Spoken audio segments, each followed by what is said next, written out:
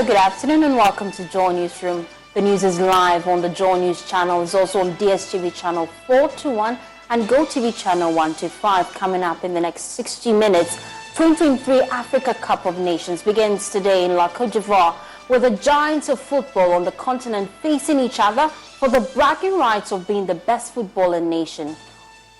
Meanwhile, Joy Sports editor Gary L. Smith is the swag journalist of the year. We'll bring you details of that. And once again, former President Atam Mills' death resurrected. This time, President Akufo-Addo is questioning why his autopsy result is not available to the family and the public. We have details of his interaction with Kukwaindo and the Oduma clan of Ikunfi when he called on him at Jubilee House. These and more in the next 16 minutes. My name is Faustina Safo. Thanks for choosing us.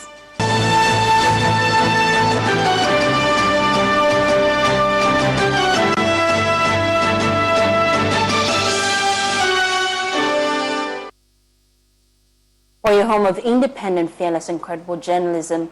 6 stadia, 5 cities in Africa's 28th biggest country, ready to open this year's Africa Cup of Nations later today. The giants of football on the continent are also ready to face each other for the bragging rights of being the best footballing nation. Many countries are hopeful of winning the covetous cup and title as the best in Africa. We also know that, unlikely Senegal, which is only burdened with defending the last title, Ghana has 42-year curse to break. Now we start from the camp of the Black Stars, where Richmond Lamte's career was almost shattered after being handed a 2.5-year ban by the Ghana FA Disciplinary Committee for alleged involvement in a match-fixing scandal. Well, a few months ago, the Kotoko midfielder has turned his fortunes around and is currently in contention to feature for the Black Stars at the African Cup of Nations. His mother, Mami Dufie, and Asante Kotoko have reacted to the change of destiny. Hannah Mubarak has the rest of the story. Lamte now stands on the pinnacle of his career, being part of the Black Stars in Ivory Coast for the upcoming Africa Cup of Nations. But the road was never easy. Lamte's story is woven with threads of hard work and dedication. In the serene corners of his infancy, Lamte's passion for the beautiful game became apparent. In Accra, he would hold a ball in front of him as he called. When he began to walk, he would hold my finger and drag me along while chasing the ball. Then I realized he had passion for football.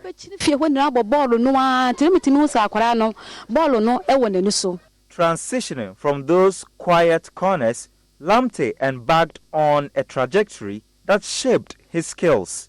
After joining Feyenoord Academy in Pram Pram, he later signed for Wafa before finding his footing at Inter Allies. When he arrived at Inter Allies, he was a little bit raw, so I had to teach him. Being a midfield player, playing as a central player, I think you have to advance more so that you get hold of the ball and you can make some goals. You know, as a midfield player, if you cannot make goals, it means your talent is being reduced. So he experienced so many things from me. I have to teach him how he will spread the ball. As a midfielder, how you spread the ball to your strikers to score. And from Inter Allies, I think he moved to Ashanti Kotoko, and he has now become a finished product.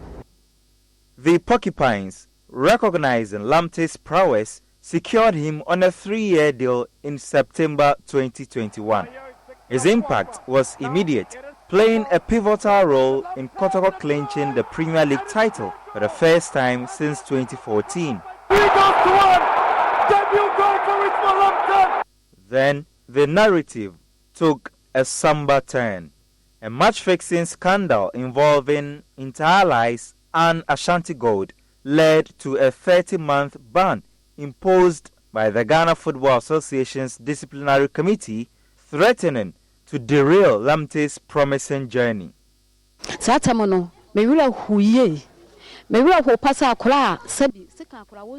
the time, I felt immense sadness that such an innocent child was banned. I was deeply concerned about what he was going to do.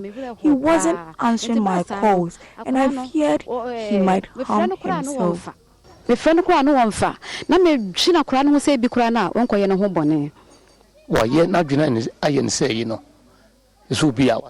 not mentally stable. The setback was significant for him. You know, it kills his morale, it kills everything that he got from him as a player. You know, when you have that moments in your career as a player, you know, it demoralizes you. Sometimes you want to quit football because it's a disgrace. Your name goes to the whole everywhere in the world that you have been banned. You are match fixing. And Asante Kotoko took up the mantle, passionately pursuing justice at the Court of Arbitration for Sports. When the issue came up, we heard that PFAG had filed a case on behalf of the players at the Court of Arbitration for Sports. We took the list. I, as an administrative manager, first of all went into the issue, saw that Richmond's name had been omitted. And so I informed the CEO at the time, Nanaya Amponsa. I informed him that unfortunately Richmond's name is out. And then he told me that, Ima, we have to do the case for the boy. I said once he agrees, we should do it. Then I told him the cost implications and all that, if we are filing the case. And he said no problem, we should do it for the boy. Their unwavering pursuit of justice bore fruit after 363 days, leading to an overwhelming sense of relief. It was the very day the verdict came out. The very day the verdict came out, I've never seen a human being scream that way. I mean, I've not seen a human being scream that way.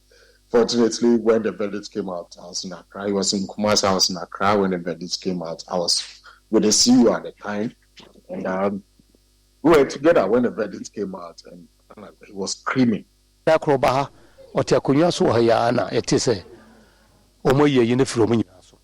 One day, he came here, seated on a chair, and we heard that the ban was lifted. He shed tears of joy. To themselves, gets Lamptey now. He's got space in front of him. Tries to catch through. In the middle, that was a mistake. Attacking play from Asante Kotoko. After a string of stellar performances that propelled Kotoko to third place in the ongoing season, just 3 points below league leader Samatex, Lamptey reached a turning point in his career.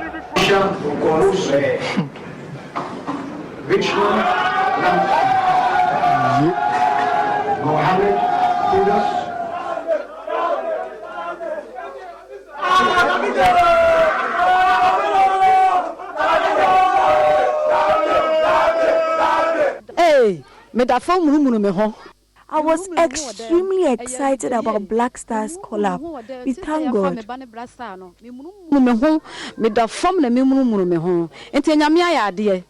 an honor, and it feels good.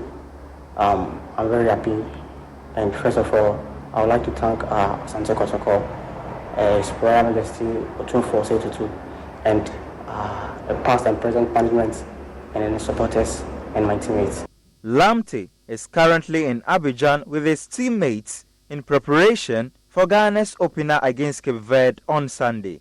Many eagerly await the chance to see him feature and showcase his abilities on the grand stage of African football. We just pray that he gets his time to showcase his talent. Whatever be the case, he will be Lamptey. I just pray and hope that he stays well, very healthy. when you give Lamptey that opportunity, he's going to spread the ball out. He's going to join attack and make goals for Naki Williams and all the strikers to score. Keeper always difficult for attackers to get on the end of it because the least contact with the goalkeeper is a foul. Awesome! Brilliant goal! Inter Allies have broken the deadlock. Richmond. An absolute pitch of a goal scored at the Accra Sports Stadium against Hearts of Oak marked Richmond's rise into the limelight. The ban by the FA's disciplinary committee threatened to dim the light, but to no avail. It's a testament of his ability to turn pain into purpose, setback into a comeback, personifying the never give up spirit, which could inspire other footballers. Haruna Mubarak for Joy Sports. While still in sports, Joy Sports' Gary Al Smith was adjudged the Sports Journalist of the Year at the 48 Sports Writers Association of Ghana Awards held on Friday at the Accra International Conference Center. The award scheme, which is the longest running event in the country, was held to award sportsmen and women who contributed immensely and brought honor to the country in the year 2023. Here are highlights. Ladies and gentlemen, the winner for the SWAT Journalist of the Year goes to my own friend, colleague, former schoolmate of Ghana Institute of Journalism, works at the Multimedia Group. Ladies and gentlemen, Gary R. Smith. One commends Gary R. Smith for his commitment to excellence and his invaluable contributions to the world of sports journalism. This is in recognition of his remarkable contributions, unwavering dedication, insightful reporting, and exceptional storytelling skills. You have displayed an unmatched passion for delivering accurate, well-researched, and compelling narratives to both traditional and modern audiences and inspiring future generations of sports journalists. Your relentless pursuit of truth, backed by thorough research and balanced analysis, has earned you so much respect and admiration from both colleagues and sports enthusiasts. Congratulations on this well-deserved recognition.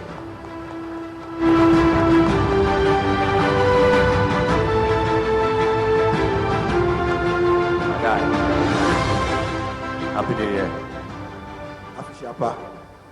Right. Thank you, everybody. Good evening. And I suppose this is the first time I'm seeing all of you officially, so Happy New Year. I'd like to thank God for life, for strength. 13 months ago, I had a serious issue in Qatar where you might have been marking 1 year of my death by now. You know, as I collapsed at the World Cup and I was in the ICU for 12 days. But God is good. He's been faithful, and here we are. So thank you to God, first of all. And then to my family for being there, especially my mom. I think my mom is here. Please give it up for my mother. Please give it up for my mother.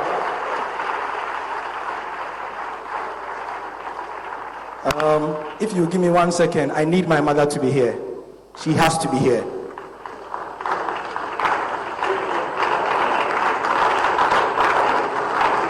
All right? And to my beautiful wife here. My beautiful wife, Kafui, thank you so much for your support and for being there for me. To my colleagues at the Multimedia Group, my former employer, City FM, the two places where I have called home, and to all my colleagues who have made our job what it is today, thank you so much, and let's keep the fire burning. I'm hoping that I always make you proud. To everybody who criticizes, you make us better. To the Vice President, thank you. I haven't forgotten that you called me when I had COVID at the hospital. Thank you so much. And to the Sports Writers Association of Ghana, God bless us all. Thank you.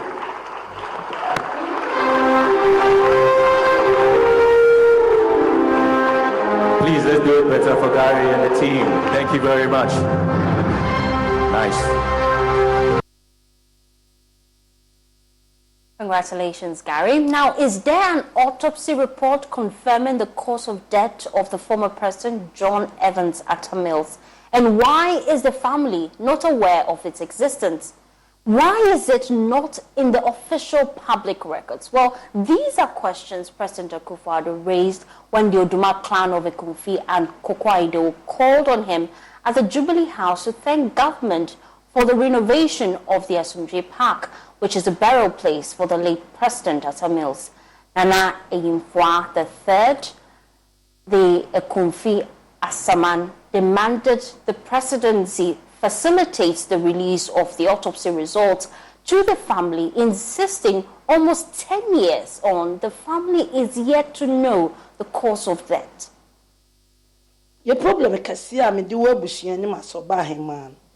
Me betina konwa no so no. Me autopsy report be a bushy and some.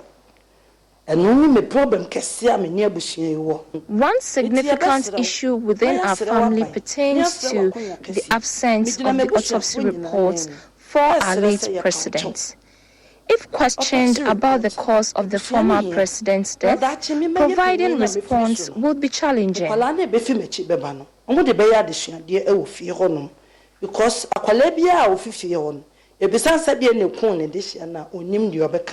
not to talk about me. Therefore, Mr. President, the family of the late President, John Evans Fifi Atta Mills, along with the chiefs, are pleading with you to facilitate the release of the autopsy reports. It holds great importance for our family, and we request your assistance in resolving this matter before the end of your term.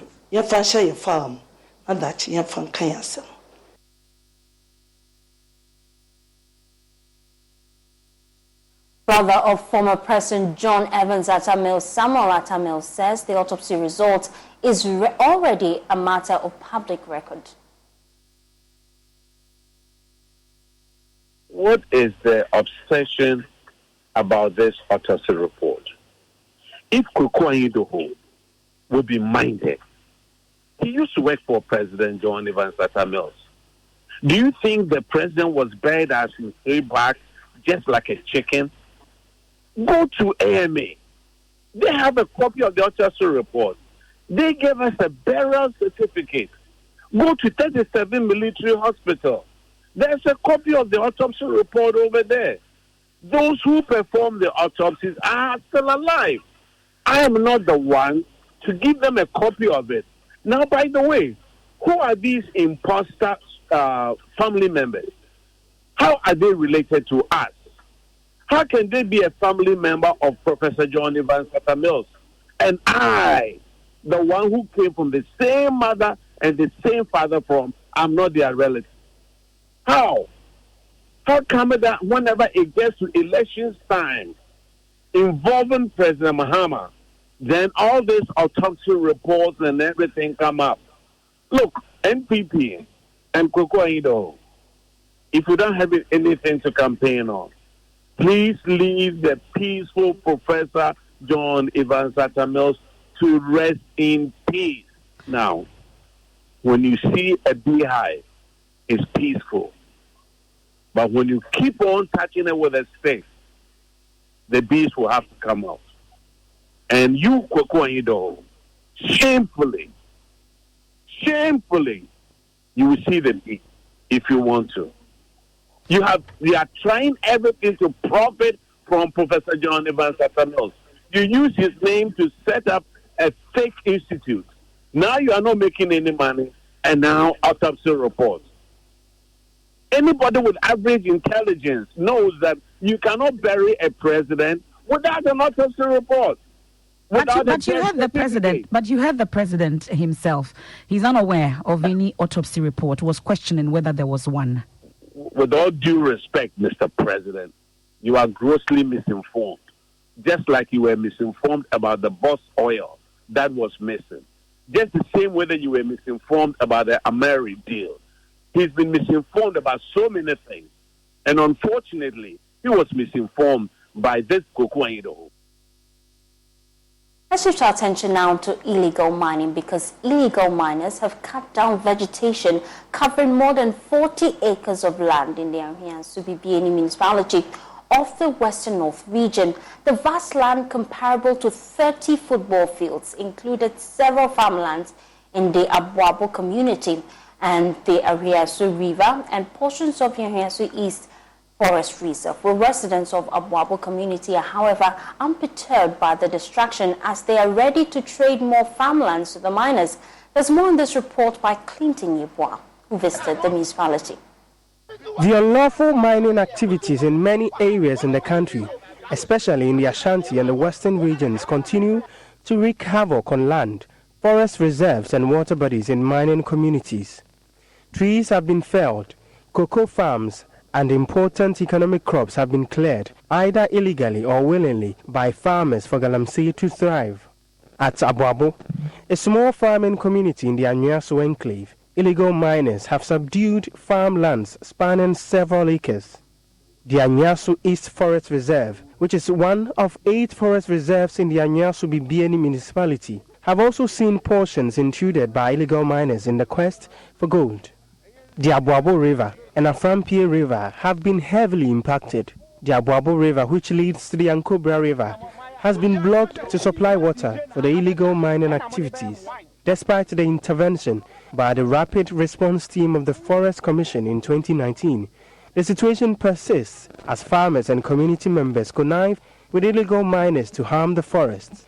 Where I'm standing currently, we understand is supposed to be a cocoa farm and a plantain farm, but currently has been cleared to create this Galamsey site. We understand that behind these 2 sinkholes is a river that has been blocked to store the water so that the Galamseyers or the miners who come here to mine would use it for their washing. The sad part of it is that the youth are divided as to whether this is beneficial or not. Some are defending that if the activities of Galamsey here would generate them revenue, doesn't matter if a small stream is blocked. Theophilus Kofi, a resident, says the community is willing to lease all lands for illegal miners. I work on this abuya. I think if you didn't panasa, the government doesn't help us. If a Galamseyer will listen to us, then we will give him the land. It has helped us to get jobs and maintained calmness in this community. Even if government wants to extend the mining to other areas, we are in support of it. Some political leaders in the area are alleged to be owning illegal mining sites. Christopher Ajedu, who is ready to resist attempts to restore the wreckage, says the Galamseyers obtained the lands lawfully. They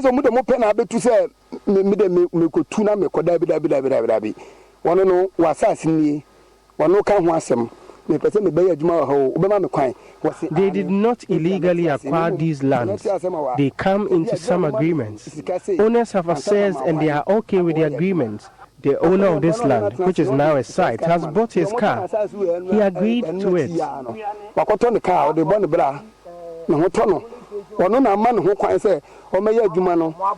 Whilst their resistance has been fierce, some concerned community members are appalled by the looming health and environmental hazards of illegal mining. Chem Samuel, a farmer in the Abuabo community, observed that strong political hands make the fight against illegal miners difficult. He is therefore appealing to the Minerals Commission and anti-Galamsey institutions to intensify measures to curb the menace in the Anyuaso enclave. As a good citizen, I'm just calling upon the government to come and help us, because I hope the pictures and the videos there, the machines which are parked there, and you saw how the guys were even trying to attack me at the site. You all know, because somebody has sent them. They even told me for this one it will not go anywhere because they know where they are coming from. And I'm just a poor guy.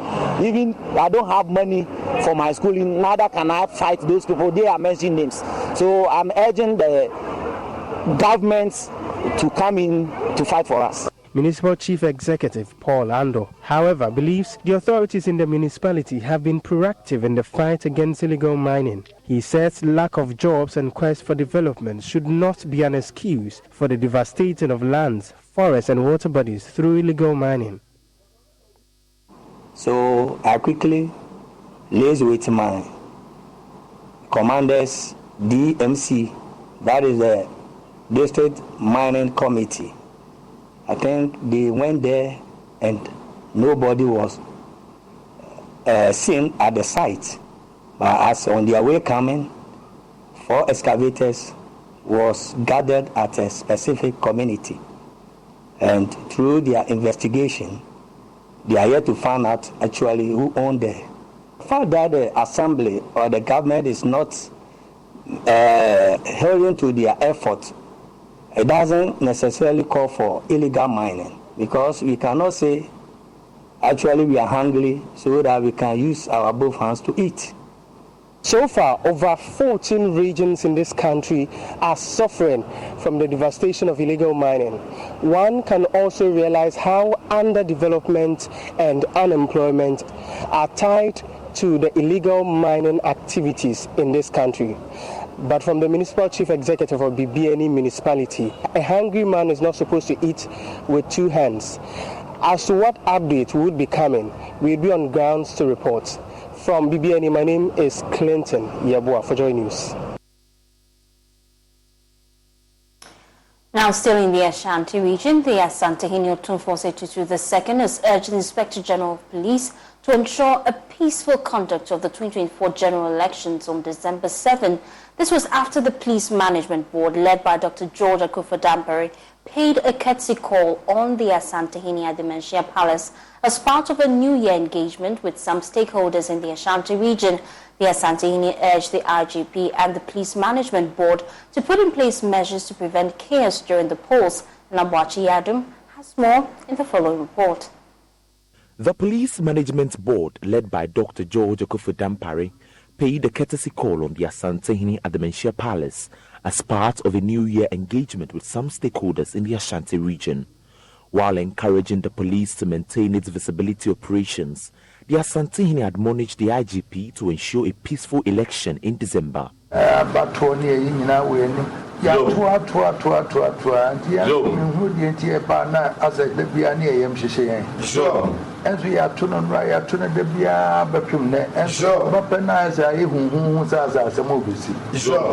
We have had numerous elections, but this looks very much heated. I don't understand why it is always like that when we are approaching elections, especially this election. I am encouraging you to ensure a peaceful election in December. Let us continue to enjoy the peace we have as a country.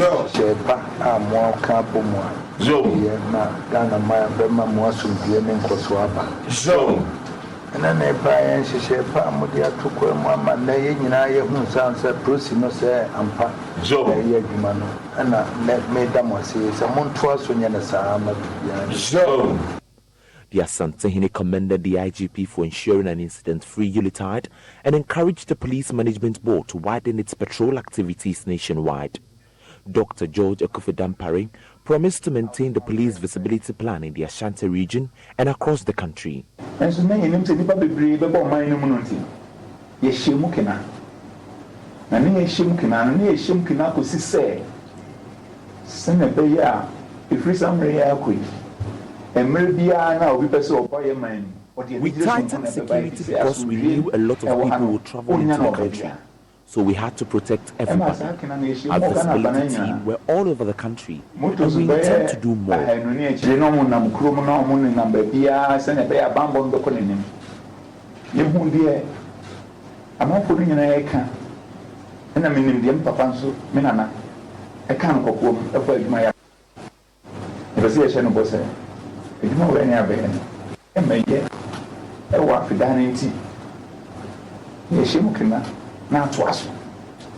The Police Management Board later engaged members of the Ghana Union of Traders Association to better appreciate their concerns to help boost security. That we reported to IG about some theft cases in our marketplaces.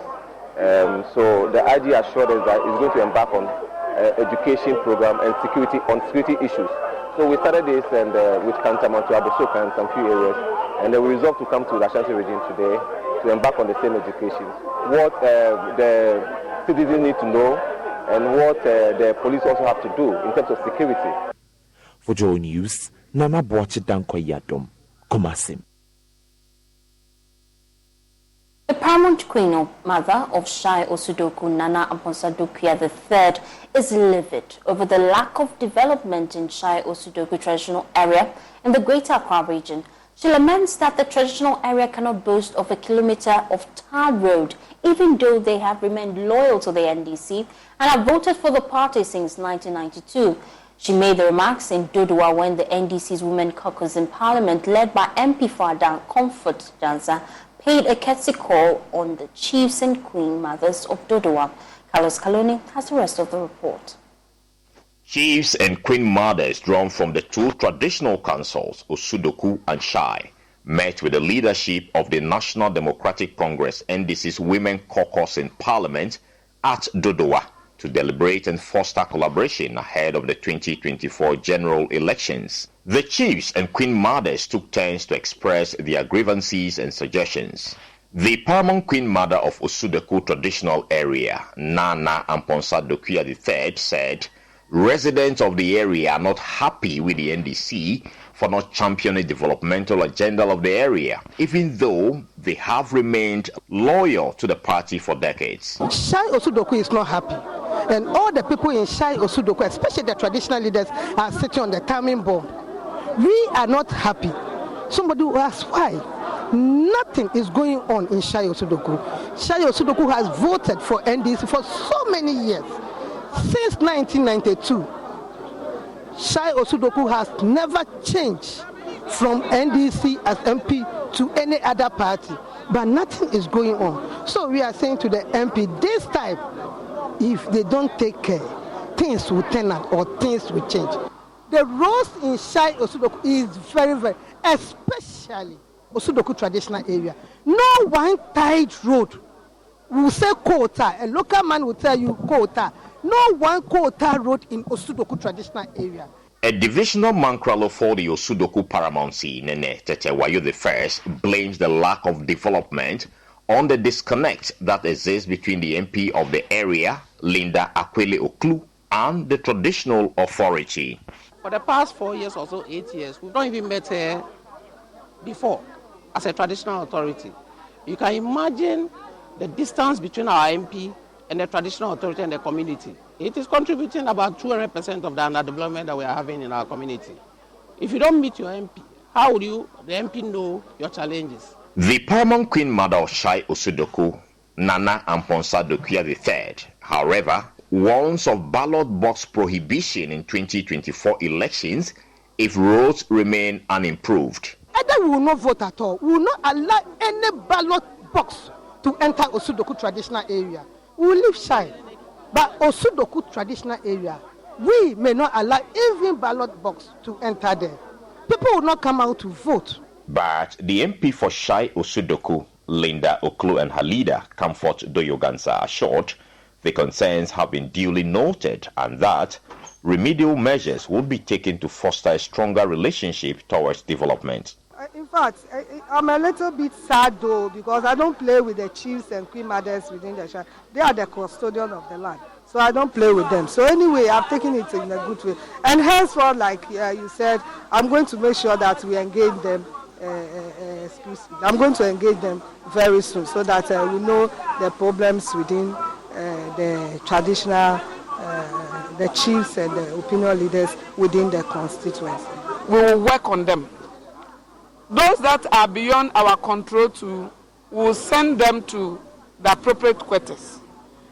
But I'm assuring them that as a traditional street, the party is with them and we stand with them.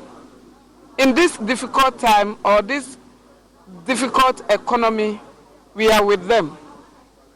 The assurance we want to give them is they should work hard for the incoming president, that's John Dramani Mahama, to get a seat. For now, the traditional authorities say they remain open to working with any political party that will bring development to their communities.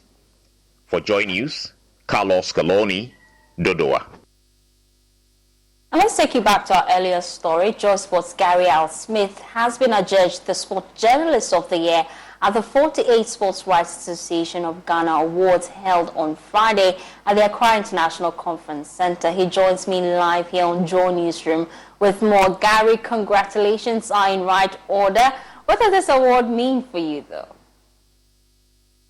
Thank you very much. First of all, what it means for me is that, it's just a challenge to do more of what the Sports Writers Association of Ghana saw and felt was worth honoring. And I believe that I've always tried to be consistent every day to uphold the principles of our profession, to represent Ghana at every opportunity that I have internationally. And as I always do when I travel, I literally physically hold my Ghana flag, and all I want to do and all I've wanted to do is to represent this country at the global level in the best way that I can. Oh, congratulations. But any idea what got you this recognition? Well, in the year under review, in the past 2 years, I've had probably some of the best years in my career. Before the World Cup, I worked with FIFA and traveled across the continent to look at facilities. And I believe that was the first time an African journalist had been given that access to do that. In the intervening period as well, I think maybe it's one of the reasons, have incredible access to information at the global level that has allowed me to report and break news outside Ghana very, very frequently. On the local front, I think that I have, done what I always do, try to keep the authorities accountable and to be fair in my reportage and to lead our talented group at Joy Sports to be the best that we can be as well. So maybe that's the reason why, I've been given this accolade. Well, talking about leading the Joy Sports team, we know that the African Cup of Nations starts today. How are we covering it? Well, unfortunately, and I know our listeners don't want to hear this, we don't have the television rights for the commentary, unfortunately. We do have some programming around the Cup of Nations. We have AFCON today, Monday to Fridays at 1 p.m., both on Joy News and on Joy Prime.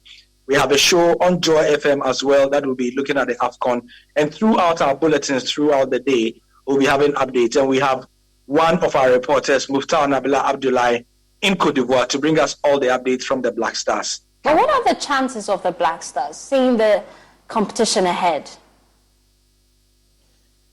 Well, it's a very tricky question because, everybody who watches the Black Stars knows that in the past year or so, they've not been great.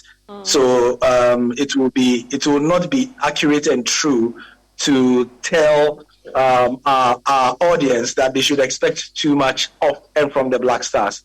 I think we should keep our expectations low, but we do have a very good squad. What we don't have is a coach who seems to know how to use them. So let's hope and pray that our coach, Chris Hughton, will be using our players who are very, very decent, use them properly to bring some glory to the country. Well, we hope it goes well for us this year. Probably we'll come home with a cup, don't you think? Okay. That will be fantastic. I've not seen the trophy in my lifetime. So yes, that would be nice. We're praying. We're hoping it will come to pass. Well, we're taking a quick breather here on Joy Newsroom. We'll be back with more. Do stay tuned in.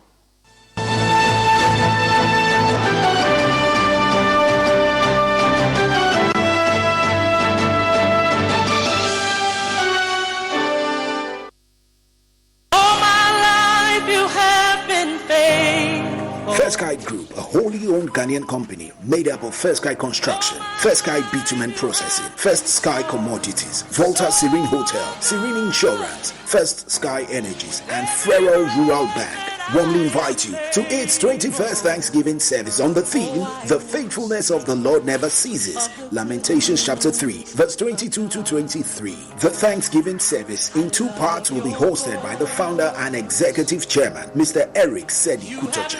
Friday, January 12, 2024, all night from 10 p.m. to 5 a.m. at the Trinity Temple Assemblies of God Church, TTAG Community Center, ministering word. Reverend Mark Sese, National Missions Director, Assemblies of God, Sierra Leone, Reverend Sujit Alex, Thames North Area Leader, Assemblies of God, UK. Sunday, January 14th, 2024. Thanksgiving service at the main auditorium of the Accra International Conference Center at 10 a.m. Guest speaker, Most Reverend Dr. Paul Kwabena Boafo, presiding Bishop, the Methodist Church, Ghana. Special guest of honor, the Chief Justice, Her Ladyship, Mrs. Gertrude Araba Esaba Saki Tokono. Ministering in music will be Team Eternity and others. Also in attendance will be His Eminence Archbishop Nicholas Duncan Williams, Reverend Dr. Stephen Yanusam Wengam, General Superintendent, Assemblies of God, Ghana, Reverend Professor Paul Frimpong Mansu, Immediate Past General Superintendent, Assemblies of God, Ghana, Reverend Dr. Silvanus Amagashichi Elon, Head Pastor, Trinity Temple, Assemblies of God, Ghana, Reverend Mark Sese, National Missions Director, Assemblies of God, Sierra Leone, Reverend Sujit Alex, Thames North Area Leader, Assemblies of God, UK, Apostle Professor Kojo Ninfo Opoku Onina, Reverend Dr. Lawrence Tete, Reverend Eastwood Anaba, Reverend Dr. Joyce Ai, Reverend Eddie Annan, Assemblies of God UK and other senior clergy. For more details, contact 020-854-3441 or 050-148-2580. It's the First Sky Group 21st Thanksgiving service. Don't miss it. 'Cause all my life you have been faithful. Oh yes you have. All my life you have been so.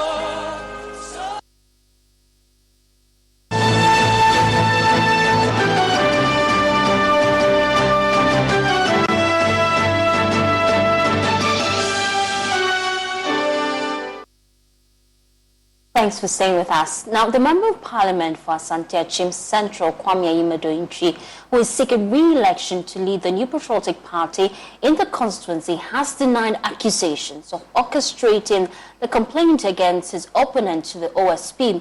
Kofi Owusu Nkansa, CEO of the National Entrepreneur Innovative Program, currently contesting against the incumbent MP for the second time, was arrested by the OSP on allegations of using official funds for vote buying. He has denied the allegations and has now been granted bail by the OSP. Mr. Ayimedo contends that suggestions of his involvement in the arrests are speculative and baseless. Something I am not. And whatever the secretary is saying is mere speculation. So I am not the complainant. I have not reported Kofi Owusu Nkansa to OSP. So we have confirmed that you indeed are not the one, but it's a constituent. Why would they accuse you of being the one who made the complaint? It's something I'm competing against, and it gives me some confidence that probably because among the three of us contesting for the pending parliamentary primaries of Asante Central, I'm probably the strongest. So maybe an accusing finger might be pointing at me, but I am not. And the secretary, when he says it emphatically, he was not even sure. He was relying on the fact that somebody had informed him. Unfortunately, the Assistant Secretary that he said informed him, said that he hadn't even spoken to me for weeks, and that he had also not communicated to the Secretary. So his allegation is unfounded. And Andy Appiah-Kubi, a member of parliament on the subsidiary legislative committee, asserts that while the case is disturbing, the actions by the NEIP boss do not amount to corruption. I'm very disturbed about the situation. But I think we have to throw the light bigger and wider than we are seeing now. Because I don't see so much of corruption, but I see so much of monetization. We need to define the two concepts separately and see where actually we can put our finger. To be honest with you, by interpretation of corruption by our statutes, it has a different meaning and connotation altogether than what is happening now. Because there is an expectation of an influence using materialism. There is an expectation of a performance which would otherwise have been contrary to that which you have done and which will be situated within the law. And which makes it unlawful for you to have done, then we can pronounce corruption. Indeed, giving money to somebody cannot be interpreted as corruption. And also, even if you're a public officer, if somebody gives you money and it is unable to influence you to act contrary to what your office requires, that cannot be a complete chain of events that has culminated in corruption.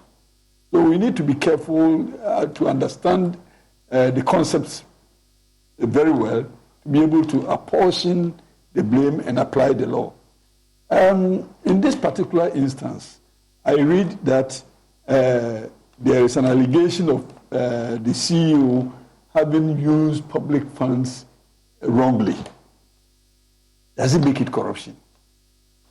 If you take money that doesn't belong to you from one position to the other to your benefit, that is stealing. That may not necessarily be corruption, but stealing, because corruption will go beyond the stealing to identify the action of the receiver and situate it within the law and see whether it is inconsistent. Meanwhile, Alex Sebefia, the Director of International Relations for the National Democratic Congress, argues that the laws on vote buying needs to be amended. I commend the OSP. I really commend him. Because we have a canker and it must stop somewhere. And the ability to stop it must also start somewhere. This idea that it is everywhere. If you're on the motorway and you're all traveling at 100 mph and they stop your car, it is never an excuse in court that they should have stopped all the cars traveling at 100 mph and therefore you cannot be prosecuted. No. So as far as I'm concerned, the OSP is well within his rights, first of all, to act on a complaint from someone. We are yet to clarify that issue. But once he has a complaint, then he is duty bound to investigate. And no matter what the outcome, and let me use this opportunity to tell the OSP that, look, he is a new body, the leader of a new body that is going to be very difficult for people to stomach. He's already in a difficult position because of the act that brought him into force and his limited powers, in inverted commas, due to the Attorney General actually having the power of. But he must show direction and he must go as far as he can go and not get too frustrated. Because the frustration will come. The moment you are going to deal with corruption regarding public officers, politicians, etc., there will be frustration because we have a protectionist policy in our political parties and more so in some than others, but we will leave that for now. Let's try and be as neutral as possible. And it becomes imperative that he does what he knows he can do within the law. Sometimes you get it wrong, sometimes it will be difficult, but he must keep going. Because once he lights the torch, we can then light other torches as we go along. We can amend our laws. We may have to do an amendment to the Constitution at some point, but at least there is a clear-cut vision, and he is the second OSP, let's be clear. The frustration didn't start today. So it is there and it's live. So I commend him. And if it is sharing of money, to say that others have been, no, there's a specific allegation. And this is the way to go. What concerns me more is what effect does it really have, except for propaganda or mischief purposes in the actual election. Has marked its 29th anniversary with a Thanksgiving service held at Victory Bible Church in Kokomlene here in Accra. The event, attended by management and staff, was a moment of reflection and appreciation for the divine guidance that has shaped the company's journey. There's more in this report. The atmosphere at Victory Bible Church was charged with an overwhelming sense of gratitude as the multimedia group convened for the company's annual Thanksgiving service. The occasion, dedicated to commemorating 29 years of unwavering commitment to independent, fearless and credible journalism, saw management and staff in attendance. Kwesi Chum, the CEO, and the board chair, Kweku Awotwe, took the pulpit to acknowledge the divine hand that has guided the company since its inception. 29 years of unlimited provision and protection, 29 years of joy, and 29 years of nadum. So team, we have many reasons to shout loud hallelujahs and to celebrate God. And that's why we are here today. From 2 radio stations to 6, launched multi-TV, and now here we are 10 years later, stronger than ever, more committed to our values, more fearless, more independent, and I'm really proud to be part of that. What accounts for that? Ultimately, it is God's favor. Their speeches resonated with reflections on the challenges the company has overcome, milestones achieved, and the resilience of the team in the pursuit of journalistic excellence. The congregation, in a show of gratitude, sang praises and danced, creating an ambience of celebration. Some management team members shared their thoughts on the relevance of the day. Staff members expressed their satisfaction of being part of a company that has consistently upheld the principles of independent, fearless and credible journalism. So we are here to thank God for His goodness, His mercies, all He's done for us since the inception of this company. We believe that as we start a new year, there is the need to thank Him.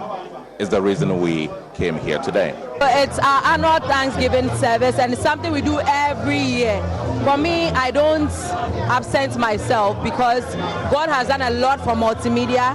I've been dreaming to work with multimedia all my life, and for me to be a star for over 10 years, I'll be 10 years in April this year. It's amazing. I mean, I did my service here 13 years ago, and then I got employed 10 years ago. Multimedia is still multimedia, and I love every bit of it. We are grateful to God for yet another year. At the Multimedia Group, one of our key values is the principle of integrity. And we also have a strong belief in the presence of God in our business. For us, God first before others.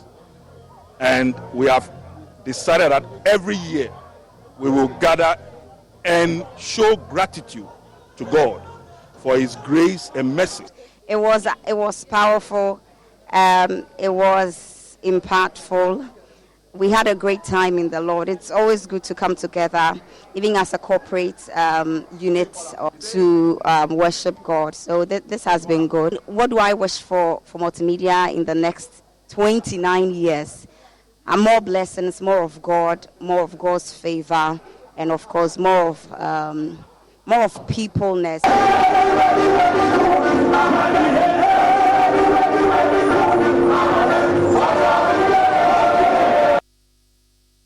Also in Kumasi, it was a moment of joy, gratitude and reflections as the Kumasi business unit of the Multimedia Group also poured their hearts out in earnest worship and praise at the Miracle Manor Church. Emmanuel Bright Kweku has more in this report.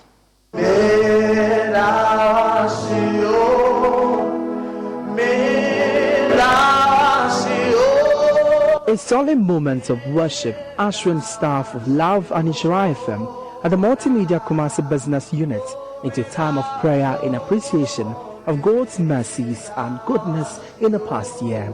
As the fragrance of worship echoed the church premises through the heavens, it was capped with heavy praise of adoration. Led by the Miracle Manor Church Choir, the foundation of the church auditorium shook as staff danced their hearts out for God's protection.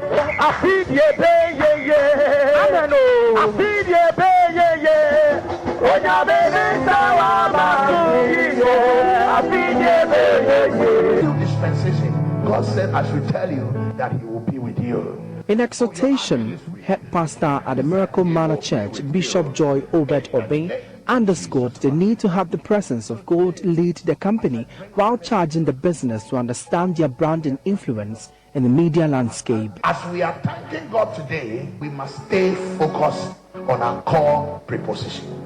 We must understand the power of our brand, the power of our brand, and become intentional with the brand.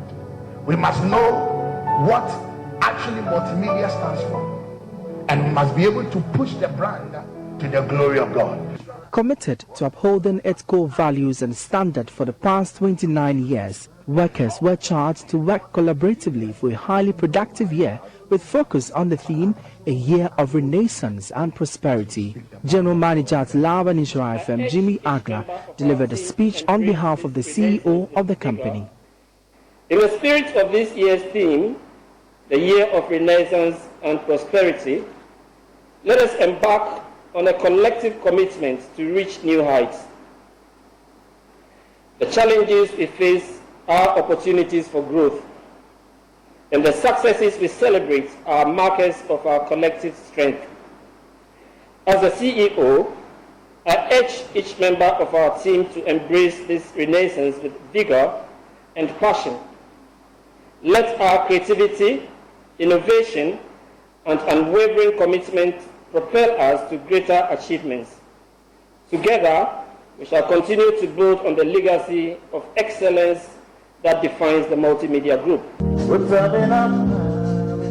In a new year with numerous uncertainties, staff at the company are expecting a good and prosperous new year. For me, I believe we have to move into the new year with the same grace, especially being an election year. We pray that the peace that we currently enjoy will still persist. A lot of things might change, a lot of dynamics might come in, but then the question is, we need to be prepared for the challenge ahead. For me as a branch leader for Insure FM, I've seen a lot of light. I've seen a lot of light ahead of us in the year 2024. If you look at 3 weeks in January, what has even happened on radio, it tells you clearly that yes, indeed, our brand is growing and getting to that highest height. We have a long year ahead of us, but the Lord will see us through as He has always, done in the past. So I know, if nothing, multimedia will still thrive. After spirit-filled moments before God, the group is poised for their perpetual influence in the media landscape in Ashanti region and beyond, impacting lives and also producing good content for their listeners. From here at the Miracle Manor Church at Kumasi, my name is Emmanuel Branchquick. And from here in Accra, my name is Faustina Safo. That's how we wrap up the bulletin. For more news, please log on to myjoyone.com. Have a pleasant afternoon.